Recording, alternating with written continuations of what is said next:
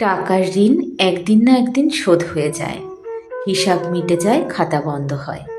কিন্তু দুঃসময়ে যে মানুষগুলো নিঃস্বার্থভাবে পাশে দাঁড়ায়, তাদের ঋণ কোনো অঙ্কে মাপা যায় না। যখন হাতে কিছু থাকে না, মুখে হাসি থাকে না, তখন যারা বিশ্বাস রেখে বলে আমি আছি, যারা প্রশ্ন না করে সাহায্যের হাত বাড়ায়, যারা আপনার পতনে মুখ ফিরিয়ে নেয় না, তাদের ঋণ আজীবনের। এই ঋণ টাকা দিয়ে শোধ হয় না, শোধ হয় সম্মান দিয়ে, কৃতজ্ঞতা দিয়ে, সময় আর ভালোবাসা দিয়ে।